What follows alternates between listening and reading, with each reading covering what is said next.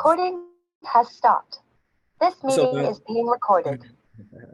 What's up, guys, and welcome back to Spoken Truth. Now we want to get into some awards for the season. Let's start with most improved player. Chaz, who are you giving that thing to? Most improved player, I think it's down to Shea Gilgeous-Alexander and Lauri Markkanen. I think that's kind of what everybody's making their decision from. To me, it's more of how you look at the award. We kind of had something similar last year with John Morant and somebody like Jordan Poole, where is it as much of an improvement if you go from being very good to great, like kind of Shea Gilgeous-Alexander did, or is it Lauri Markkanen who went from a bench player or a role player to being the number one guy on a team, an all-star starter. So to me, it's kind of how you look at the award. Personally, I would vote Shea Gilgeous-Alexander to me because he's the best player. He was probably a top 15 player in the whole league this year, and he made a drastic improvement since last season. But if you gave it to Lauri Markkanen, I feel like that would be a great choice too. Sunday, most improved player. I mean, respectfully, to everybody and to Shea Gilgeous-Alexander, I feel like it's like Markkanen, and I don't think it's that close either. I mean, yeah, he went. I like Shea. Shea was awesome. Shea was awesome this year, and like you mentioned, Chaz, that jump to kind of being, maybe in that elite category is a really hard one to make. Lauri Markkanen raised his scoring average by like 11 points this year, and part of it was opportunity, and I've always been a really huge fan of his game, and part of it was just opportunity because opportunity and being in a place that actualized his skill set. But this was a Utah team that everybody left for dead, that was genuinely in the playoff race for the entirety of the season. And Lauri Markkanen is the biggest reason for that. I think it has to be him. I don't want to agree with you guys, so I'm gonna go with Shea. Not just playing. We're gonna go 3 for 3 here. I think you guys made all the points that I wanted to hit. I mean, he's averaging 14.8 points a game, 45.5 shooting from the field. From the three, he's averaging 5.7 rebounds. Last season, he was 25.6, 49.9 shooting, 8.6 rebounds. I mean, you could see the jump. Well, not necessarily a jump from the previous year to now, but you could see the consistency of the player that he's trying to become. And I believe that this team, without him, is not even where they are. I believe that he makes that much of an improvement on the team that he's on. That's why I will give him that nod. I think we're all 3 for 3. Any last words on most improved? I would have to give a shout out to Mikal Bridges too. I feel like he's one of those guys that 6 seed for the Nets still. Like, that's crazy. Putting up 40, Yeah. I mean, he's been incredible. Like, if he did that throughout the entire season, let's say he was traded last offseason and he did that the entire year, the award would probably be his. Absolutely. Yeah. Moving on, where I think we're going to have another unanimous decision. I don't think this is even a contest. Coach of the year, let's say a 1, 2, 3 goes to Mike Brown. Mike Brown. Yes. And I don't get why It's going to be Mike Brown. Yeah, I think 100% has to be Mike Brown. I don't get why Joe Mazzulla is still the favorite, according to a lot of sports books. No, Brown. Boston dealt with a lot of crazy shit, but like it's got to be Mike Brown, right? This is the only award where it shouldn't be no discussion. To me, honestly, Mike Brown is far and away the coach of the year. Like, it's not even close to me. The fact that it is like crazy, but Mike Brown obviously is our coach of the year. Where it gets a little interesting in my opinion, is sixth man of the year, because a lot of people have been saying Malcolm Brogdon. Is there any competition there for Malcolm Brogdon? I will have Malcolm Brogdon as a sixth man, but is there anybody that sneaky competition, anybody that you're seeing out there that we're overlooking? I think Emmanuel quickly, right? I mean, he kind of A made a lot of hard people say push. quickly too. I know he started at times, filling in for Brunson for a little bit, but he's been phenomenal the last, month or two. I think he averaged like 31 points a game in the last week. I definitely think he's somebody that could win the award. It's actually a pretty stacked race. Like you have guys like Bobby Portis that have been really good, averaging a double as well. So I could see it going to any of those three guys. I'd probably lean towards quickly though. Quickly, Sunday. So personally, this is an award where I always think these things are funny, because like it's sixth man of the year, but we've had years where we've had multiple players from one team being nominated for sixth man of the year, which like by definition they can't both be sixth man if they're on the same team, right? So this award is always funny to me. I go with Malcolm Brogdon, partially because I think he's been better this year, and partially because like Emmanuel quickly started a pretty good handful of games here, and like just by definition, I'm gonna be a little bit of a stickler by this, but like if you started 21 games, then like were you truly a sixth man? But even if we weren't splitting hairs about like technical definitions, I think Malcolm Brogdon is better. So. Yeah. To me, the second most stacked award there is, what kind of the most competition, is Defensive Player of the Year, and we have, to me, four candidates: Draymond Green, Evan Mobley, Brook Lopez, and Jaren Jackson Jr. To me, those are the four. I want to say Evan Mobley so bad, but like I can't ignore what Jaren Jackson Jr. has been doing. Like, so I'm going to go with Jaren Jackson Jr. I'm only going to go. Well, I'm not going to only go with him because of what I'm going to say, but I just think when it comes down to it, Memphis is a top-rated defensive team. They're in the second seed in the Western Conference, and that has a lot to do with Jaren Jackson Jr. I can't definitively say he's better than Evan Mobley or even the way that Brook Lopez has been playing this year, but I will have to go with him just because he's averaging 3 blocks a game. He's having, to me, one of his best years like in his career, and where they are sitting wise in the Western Conference and the potential that he has and the potential that his team has going forward, I'm going to give it to him. But I wouldn't be mad at any of these players getting it, honestly. Josh? Yeah, I think I would probably lean Jaren Jackson Jr. too. Like you said, it's a pretty stacked award. I think there's a number of guys that could get it. I think the second most likely is probably Evan Mobley. But I don't know. This is one that's kind of up in the air. I thought Jaren Jackson was somebody that was, kind of in line to win it last year, and then he got hurt. A couple guys kind of passed him up. This year, he was really fueling that team, especially when John Morant was out. Jaren Jackson was huge on both ends of the floor. Like you said, averaging 3 blocks a game. I think a steal as well a game. So I'll probably lean him, but I could definitely see him to go to a couple other guys.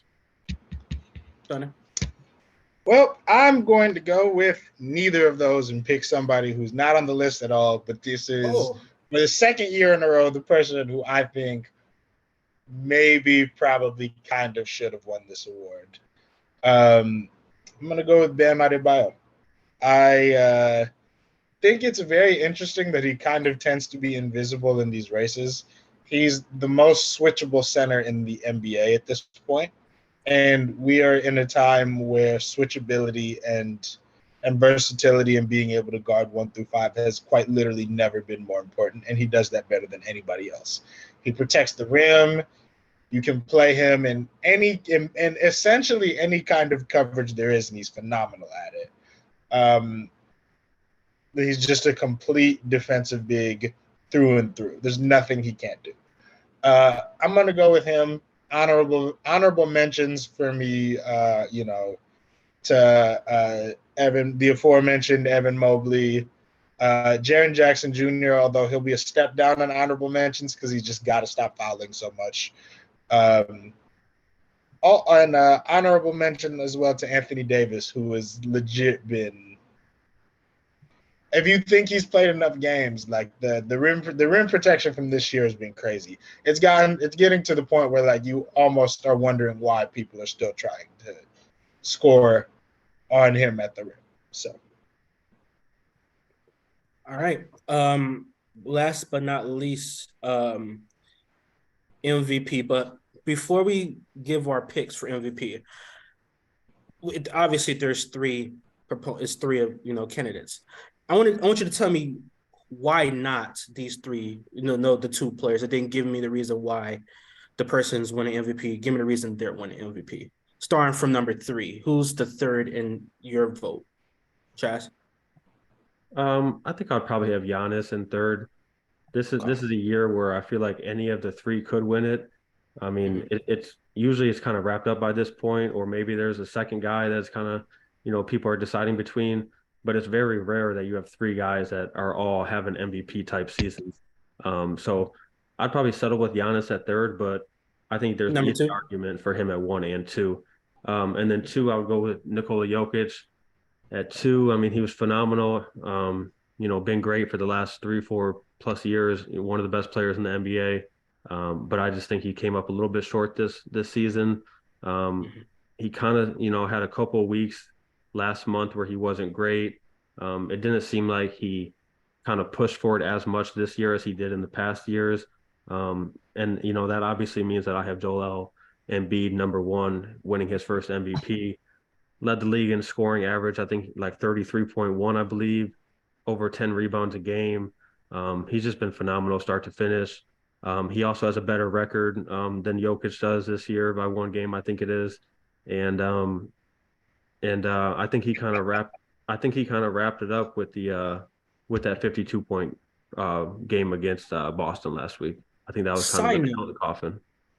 Side note, I've studied basketball. I've always been baffled how the scoring, title works, because Joel Embiid is not even top 3 in the most points per for the season. Yeah, Jason Tatum's leading the lead, and he scored more points than anybody in the league. How does that work? Is it just the average of all the games combined? Yep.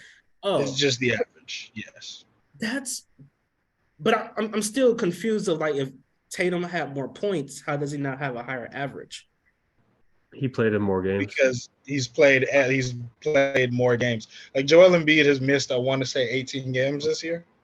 Jason Tatum has not missed that many. Gotcha. So that makes sense. And that has been something that's come up in the past, because I think Carmelo got it 1 year instead of Kevin Durant a while ago, and there's been a couple where people kind of felt like somebody was kind of robbed. So I think they might make that change in the next couple of years. I mean, if you score the most points in the league, you should be the scoring champ, in my opinion. Yeah, I do too. That's my opinion. All right, Sunday. Who's number 3? I'll just real quick, and I'll make it real quick. But I think the way they award the scoring champion now is fine. Number 3 for me. Oh man. So number 3 for me personally is going to be. Ladies and gentlemen. You said what? I say he always got to give a rebuttal, ladies and gentlemen. That's why the people love me.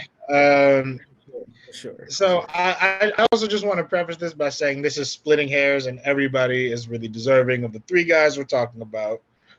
Personally, for me, number 3 is gonna be It's gonna be Nikola Jokic. Number 3 for me is Nikola Jokic. It's honestly just because the Nuggets and Nikola Jokic in turn have mailed it in for the better part of a month and a half. They had the 1 seed wrapped up really early, and they didn't have anything to play for. They've spent their better part of the last month and a half playing largely uninspired, basketball, not really not particularly playing defense. But again, it has a lot to do with the fact that their playoff position was set. They already got the 1 seed, and there was no point. But when we're talking about individual awards, that does hurt you. I honestly think I kind of tend to think Nikola Jokic ends up winning the award if that doesn't happen. But, there you go. Number 2? Number 2 for me is Joel Embiid. Chaz, you mentioned everything about what you were saying. Joel Embiid's been phenomenal. He's been, from leading the league in points to being a phenomenal passer and doing all of that. And when he's, when he locks in defensively, he's, a real deterrent in drop coverage, does a phenomenal job protecting the rim, forces a lot of people to take, pull-ups and floaters because they don't even want to challenge him. Ultimately, though, he's not number 1 for me, specifically for the reason that I noted is when he locks in, and there have been, I think, a decent amount of stretches over the course of the season where he hasn't necessarily been fully locked in defensively. And, it matters. It matters when we're kind of splitting hairs for, an individual award like this. It makes a difference to kind of have that full out balls to the walls effort every night. Which leads your number 1 player? Yeah. So if I'm, awarding the MVP this year, I am personally giving it to Giannis Antetokounmpo. I think just he's been the best player in the league. I think he is, I think if we're all being honest, he's, probably the best player in the league just in general. He's been the best player in the league this year. He's been an absolute force. If wins and losses are, a big determining factor for you, as I think they are for a lot of people, Milwaukee's got the best record in the league. They ran off a really long win streak. And I think the thing that we're not talking about for a decent amount of time this year, Milwaukee's roster was a little gross.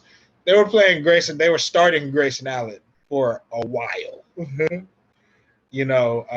obviously they made acquisitions, picking up Jay Crowder, Joe Ingles, guys who can function as 3-and-D wings, slide up and down the lineup, guard a bunch of positions. But Chris Middleton was out for a lot of the year, and even now isn't really still fully back to being himself.